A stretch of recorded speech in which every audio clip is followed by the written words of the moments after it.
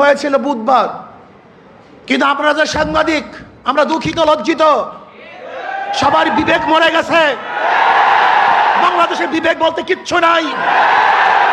বুধবার এই ঘটনা ঘটছে, কোন সাংবাদিক এই ঘটনা প্রকাশ করতে পারে নাই, অথচ সবার মাঝে এই ঘটনা ঘটেছিল। নাই একজন বাংলাদেশের সাংবাদিক এই ঘটনা প্রকাশ করার মতো, নাই একজন পুলিশ কেস গ্রহণ করার মতো। আজকে এই মামলার যে বাদী, একজন মহিলা, তার সন্তান এখানে এসছে। এই যে তার সন্তান, সোহাগ মামলার এই বাদীর ছেলে, তার নিজের মুখে শুনেন, মামলা দেওয়া হয়েছিল কিন্তু পুলিশ মামলা গ্রহণ করে নাই। পুলিশ তার মামলা গ্রহণ করে নাই। আজকে পুলিশ ভিন্ন খাতে এই মামলাকে নেওয়ার জন্য ষড়যন্ত্র শুরু করছে। সব জায়গায় চাঁদাবাজি, শরিয়াতপুর বাস সব বন্ধ। শুনলাম আজকে তাদেরকে বহিষ্কার করা হয়েছে। অথচ আজকে আপনারা দেখেছেন প্রেস ব্রিফিংয়ে, সাংবাদিক সম্মেলনে ঊর্ধ্বতন কর্মকর্তাদের কাছে বারবার জানানো হয়েছে, কিন্তু না, যতক্ষণ পর্যন্ত সব জায়গায় প্রচার না হয়েছে ততদিন পর্যন্ত বহিষ্কার করা হয় নাই। চাঁদা নিলে পুরস্কার, ধরা পড়লে বহিষ্কার,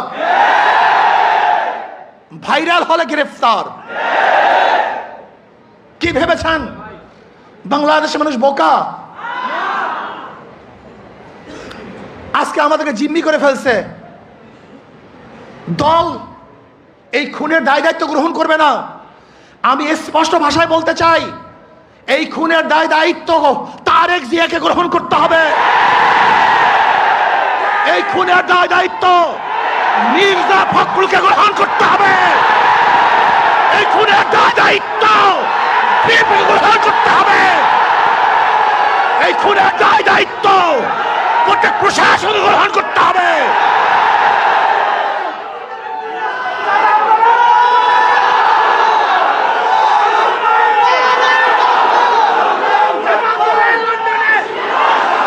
শোনেন,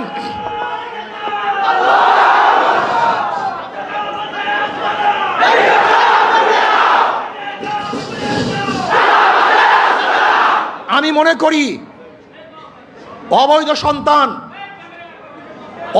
সন্তান জন্ম হওয়ার আগেই তার মৃত্যু কামনা করে। আজকে বিএনপি ক্ষমতায় যাওয়ার আগেই তার পতন কামনা করে বাংলাদেশের মানুষ চায় না এই চাঁদাবাজ